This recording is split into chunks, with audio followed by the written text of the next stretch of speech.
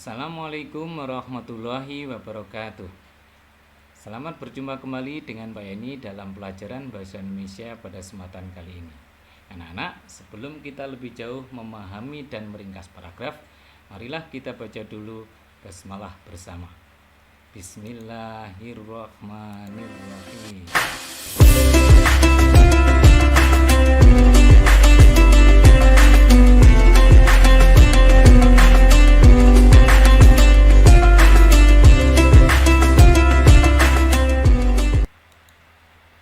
Ya, anak-anak, pada kesempatan kali ini Pak ini akan menerangkan kembali tentang memahami dan meringkas paragraf. Perhatikan paragraf berikut ini. Anak-anak, di paragraf yang tayang kita bisa membaca dengan baik. Pramuka adalah salah satu kegiatan yang dapat melatih kita untuk memiliki jiwa kepemimpinan. Pramuka memberikan kesempatan untuk belajar disiplin, bekerja sama, tolong-menolong, dan masih banyak lagi. Belajar disiplin bisa dilakukan melalui kegiatan baris berbaris. Belajar bekerja sama dan tolong-menolong bisa juga dilakukan melalui kegiatan bersami atau yang dikenal dengan perkemahan Sabtu Minggu. Anak-anak sekalian, kira-kira mana kalimat utamanya? Ayo, yang mana? Iya, betul. Kalimat utamanya, pramuka adalah salah satu kegiatan yang dapat melatih kita untuk memiliki jiwa kepemimpinan. Inilah kalimat utamanya. Nah, terus kalau sudah ketemu kalimat utamanya, mari kita lihat gagasan utamanya yang mana. Nah, gagasan utamanya adalah yang terdapat dalam kalimat utama itu, tapi diringkas, yang berbunyi pramuka salah satu kegiatan melatih jiwa kepemimpinan. Nah, sekarang kita sudah bisa melakukan dua langkah. Yang pertama membaca, tadi sudah. Kemudian yang kedua, kita temukan kalimat utama dan gagasan utamanya juga sudah. Nah, sekarang tinggal langkah ketiga. Sehingga untuk memahami sebuah kalimat, 1 dan 2 tadi sudah kita lakukan, tinggal kita mencari jawaban dari kata tanya apa, siapa, kapan, mengapa, dan seterusnya yang terdapat dalam paragraf tersebut. Ayo kita lihat selanjutnya. Nah, kalau kata tanya apa, maka bisa berbunyi begini. Apa yang dibahas dalam paragraf tersebut? Oh, jawabannya tentang pramuka. Terus yang kedua, mengapa pramuka dapat melatih kita memiliki jiwa kepemimpinan? Oh, karena di pramuka diajari bersikap disiplin, tolong menolong, baris berbaris. Kemudian dari mana anak-anak bisa bersikap tolong menolong? Jawabannya dari kegiatan bersami. Nah, kalau anak-anak sudah bisa menemukan 3 jawaban dari kata tanya yang tertera, itu artinya anak-anak sudah bisa memahami. Sehingga kalau ditanya, apa yang dibahas? Oh, tentang pramuka, Pak. Terus, mengapa kok bisa melatih kita memiliki jiwa kepemimpinan? Ya, karena di pramuka diajari bersikap disiplin, tolong menolong, dan baris berbaris.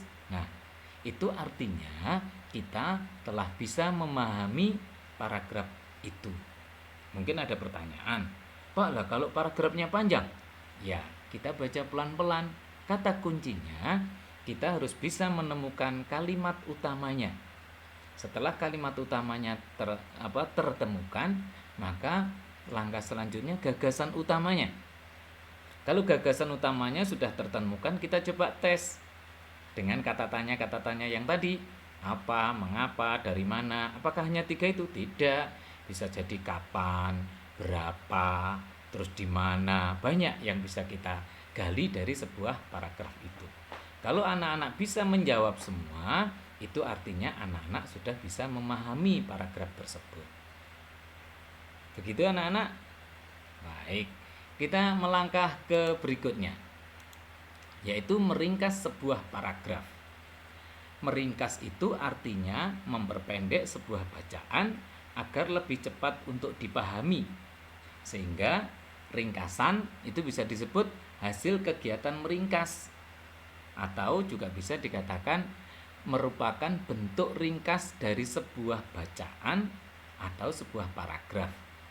Nah, kalau disebut bentuk ringkas, ya mesti bentuknya lebih pendek. Kalau awalnya 10 kalimat diringkas, bisa jadi hanya menjadi 1 atau 2 kalimat. Baik, kita lanjut ke slide berikutnya. Terus langkahnya bagaimana? Langkahnya yang pertama, membaca bacaan. Jelas, harus dibaca dulu. Kalau tidak baca, mana mungkin kita bisa paham. Kemudian langkah kedua, sama dengan memahami bacaan tadi, menemukan kalimat utama dan gagasan utamanya. Nah, langkah yang ketiga yang beda, yaitu menuliskan ringkasan tiap paragraf dengan menggunakan rumus. Memang ada rumusnya, Pak? Ada. Bukan seperti matematika loh ya. Rumusnya kalimat utamanya ditambah dengan kalimat penjelas lain yang belum terwakili oleh kalimat utama. Kayaknya sulit ya. Baik, kita lihat contohnya saja. Baik, perhatikan paragraf berikut.